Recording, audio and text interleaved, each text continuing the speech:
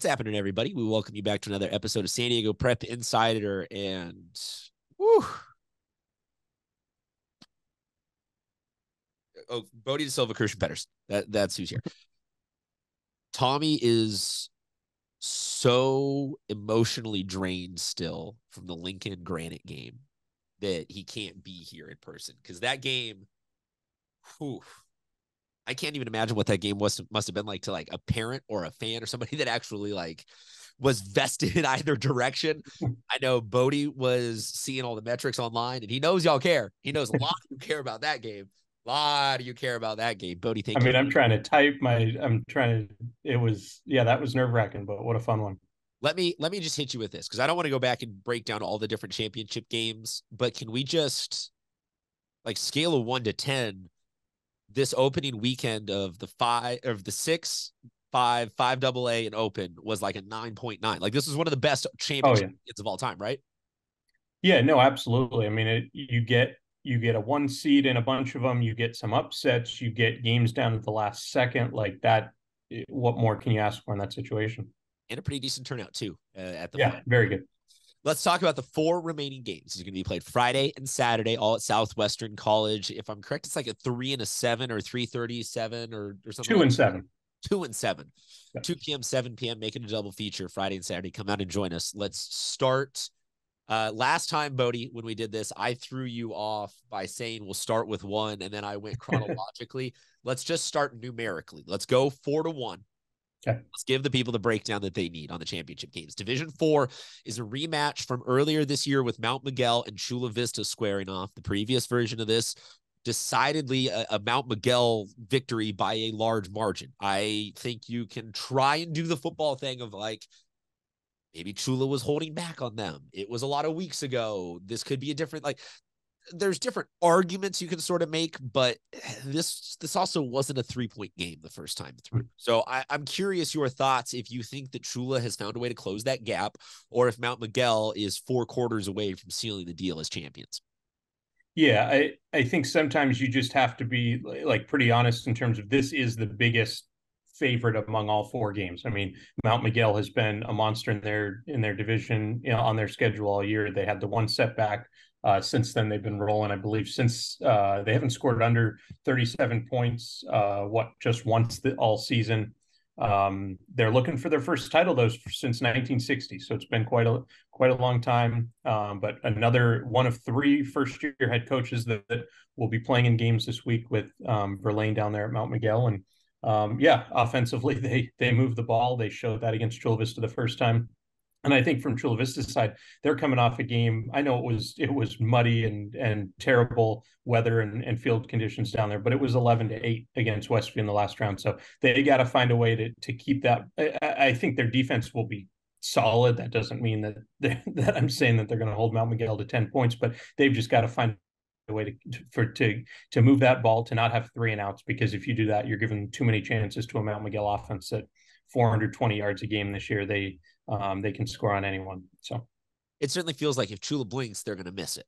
Yeah. They got to play their perfect ball out the gate, and you could maybe win a shootout late. But like turf field, good conditions, should be pretty good weather this weekend. So hopefully we will not get. And looking back, the series is 6-6 all time against these two. So best of 13. This is the one that decides it. The decidedly Tommy Morris style of I will play best of 13, and whoever wins this one will end up playing best of 15. Yeah. Bodie, any last thoughts on D4 before we move on to Division 3? No, that'll be the 2 p.m. game, I believe, on Friday. Yeah, Friday afternoon. So first one of the weekend. The Division 3 game is going to be Grossmont versus La Jolla Country Day, and oh man, I just think, as we all predicted. What's that? Just as we all predicted. Just as you predicted, with Country Day being the upset team. Sleeper, yeah. No, they've been playing very well. I think the surprising thing here was these 2 schools have never played in football, so this will be the first ever matchup between those 2. But for La Jolla Country Day, just some notes there. It's their first time they've gotten a double-digit win since 2016. That was a state championship runner-up team. Jaden Mangini threw career high 5 touchdown passes in their game last week. He's 16 yards away from 1,000 rushing yards on the season. And from Grossmont's point of view, I think definitely a leading candidate of Coach of the Year in Anthony Lawrence, what he's done. They went 0-10 last year to turn that thing all around, being a CIF title the next year. And for Grossmont, they haven't won a CIF title since 1971. So, well, and it feels like some of these brackets are chalk, and you walk away from it going, yes, I'm really happy with that result.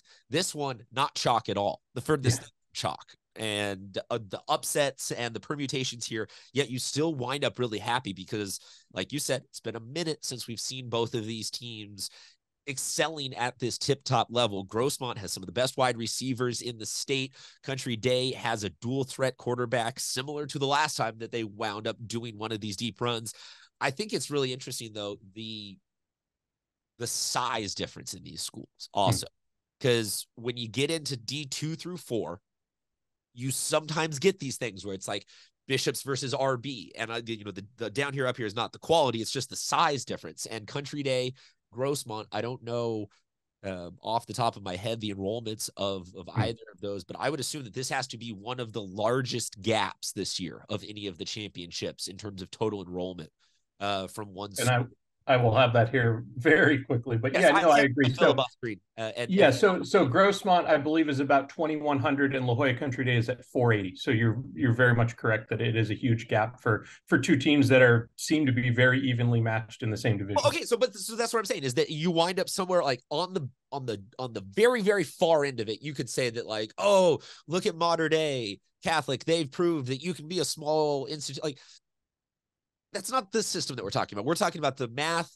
is this relegation up and down thing where right in that D's, really just D3 is supposed to be the perfect intersection because it is the halfway point, top and bottom. So for me, it's really good to see that we're not saying something like, oh, Grossmont's just got too many bodies. They've got too many of this. Country Day, good for them. They snuck it. Like, we're saying either of these teams, you would walk away with a completely reasonable understanding of, like, great championship game, huge win for either one of these. So I'm stoked to see the math working out. Anything else on D3 before we move on? Also, 2 p.m. on Saturday for this one. Yeah, I think exactly just kind of what you said with, if you look at La Jolla Country Day, their losses this year, they lost to Bishops, they lost to Santa Fe Christian by a point, a Santa Fe Christian team that lost to Grossmont by 3 points. Their opener was the loss to Chula Vista, who's down one division down in the championship. So it all kind of does make sense of that these teams are playing each other. They know this division they're going to be in, and they've been very close games. All right, let's move on to Division 2. I think that we can safely say that, look, if you are still bugged by the fact that I root actively for La Jolla, good on you for still watching this show. I posted a goodwill meme, if you will, trying to tag Nick Barnett and say, hey, look, we can all be friends here. In terms of, like, look at us, we're all making championships.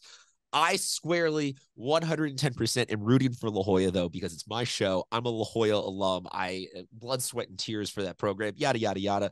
It also just makes for good post-game material. Should Del Norte win, you're allowed to tell me to bleep off or whatever. On the realistic, like, analysis side of this game, though, the knock, if you will, on Del Norte the last couple of years has been hot out the gate, struggled to sustain. They play tough league. They play big opponents. It's not like they're bad football teams. They were a smaller dog fighting in a bigger park. And now it seems like they have figured out how to finish and close. And despite the loss to San Marcos late down the year, this is a really good sustained. Like, we know that this team is good. We know that they can kick the ever-loving bleep out of the ball. So I would be worried that if La Jolla is like death by 1,000 paper cuts, that every drive is just going to end with a Del Norte field goal, no matter where on the field. Like, kids, Trey Coleman is ready to go from the parking lot. He could probably nail one from a mile and a half away. So on the flip side, though, La Jolla, they've got a decent line. They've got a great quarterback. They've got all the pieces. This is not an undeserved, like, this is opposite of what we said in the previous bracket. This is chalk. This is really good. I feel good with either of, like, we're not getting cheated with either of these champions. I'm curious, though, if you think that is this going to be Del Norte can slow La Jolla down to get the win? Is La Jolla going to just outrun them? Like, what do you see this one being? Yeah, I think that's where I'm most interested. And this was one of the few brackets that I did predict accurately. I had the 3 over the 1 when they first came out. But I think just talking about Del Norte first, it's first year coach Nick Barnett, as you said. They're already at a school record with 10 victories this season. And this is going to be their first title game, where La Jolla, there's some guys with that experience in the last 4 full seasons. This will be their third title game they've played in. We know those games against Scripps Ranch in the past for La Jolla and Tyler Roach there. So, yeah, I think Del Norte has been so solid defensively here in the second half of the year. They've won nine out of their last 10. They lost to San Marcos in that essentially Palomar League title game, but they just haven't put up huge offensive numbers. La Jolla, on the other hand, they've had 42 or more in 6 of the last 7. So they're really rolling offensively. It's which side steps up. I think if I were to predict it, it's going to be more of, I would be shocked if this turns into a shootout. I think this is one where Del Norte has to keep La Jolla under 30 points, let's say. And I think that's that's doable. I mean, they're in this championship game for a reason. They beat a Point Loma team 9-7 last week, and Point Loma had come in really rolling offensively. So they can slow you down. I just think the way La Jolla is going, that's a very tough challenge. I did pick La Jolla, as I said, when the brackets came out. Del Norte has all the pieces to slow them down, and they've got their own offensive weapon. Ty Olson was an all CIF receiver as a sophomore, has matched those numbers yet again, still has another year. So they got to find a way to get him the ball. So yeah, I think this is a really exciting one, I believe. Yeah, we talked about week 4 through 6, somewhere like middle of the season, about how this seemed like a lot of wide receivers were having a fantastic year this year, and the pass game was really catching on. And look at that, Del Norte and Grossmont, 2 of the teams that have fantastic, like elite target receivers, both making it all the way to the finals. That game will be Saturday, 7 p.m., the final one to close out the weekend. The final one we're going to talk about, though, is the Friday at 7 p.m. game, and that is Mission Hills Saints. Not how I saw this bracket going. Yeah. But yet we are here. Saints, I'm going to largely say, is playing with house money, kind of year ahead of. Sure, Gladnick will say, no, this is exactly how I drew it up. Stop besmirching my kids. But this feels like they are a young team, new staff, making it to a finals this quickly is an impressive turnaround with what they have and where we've seen them this season. Mission Hills bounced up and down from that last spot of open, top spot of D1, kind of was in that permutation the way they always are, and have has really good, solid, reliable teams over the last couple of years. So I'm curious how you see this one going down, because I have no feel for this game. Yeah, I think for Mission Hills, we almost just kind of take them for granted. They were in this title game a year ago, had a heartbreaking loss at the end, some big time plays for Mater Dei Catholic to get that one done. And from Saints' point of view, yeah, I agree. But I also think this is such valuable experience to be in this spot, because I do expect them to be a team a year from now to be competing up in that open division level with Granite, Lincoln, all these teams we've seen. I think for Saints, what's been so impressive has been all these underclassmen that have stepped up. 52 touchdowns on the year, 37 of them from underclassmen. Of those 15 by seniors, 11 of them are from senior Isaiah Haston. 5 interceptions, 11 touchdown receptions. So he's a big time guy there. Brady Palmer was hurt earlier in the year, the Saints quarterback. He's come back, looked a lot better, 21 touchdown passes. So I think this is one that really could be a shootout here. I think this is one that's probably in the low to mid 30s. I say that by shootout range. So I would say something in the 35-31 range is what I'm expecting here. And I think this is, I mean, all these games I expect to be good, but I think Division 1 and 2, I think have real makings to be 2 of the better ones we've seen in a while. And just like that, congrats to D3 and 4 on being the best games of the weekend. As per our usuals. Okay, Bodie, please remind everybody how they can follow along with everything that you are doing, because you are Mr. Live Updates now. You for the first time ever, we were apart at a championship game, and I felt sad and alone wandering the sidelines of Snapdragon while you were up in the press box. But let everybody know what's going on with Scorebook Live's awesome coverage throughout these championship games. Yeah, follow myself at SD Preps, us as a company at SB Live CA, and we'll have a lot of stuff. It won't be the same coverage for every game, but I'll be there at all of them. some photos, some highlights, some post-game interviews, write-ups, recaps, all the closest stuff, whatever you need. So just download the SB Live Sports app. yeah, It's the yeah, easiest. then you'll get it all. It has it all kind of coalesced into one simple spot. I know that Bodie's boss has spent a lot of money trying to develop the app, so download it. Do Bodie a solid. Leave him a 5-star rated review.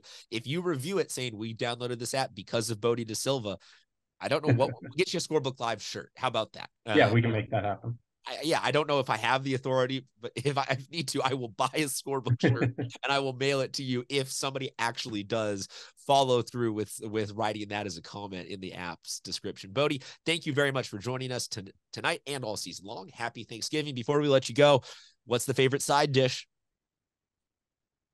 Mac and cheese. Does stuffing count as a side dish? That's what I'm having a debate on this morning, because I feel like my family now has the like gluten intolerant people around. So the stuffing is no longer stuffed. It's now in a little Pyrex dish cooked on its own. So does that count as a side or no?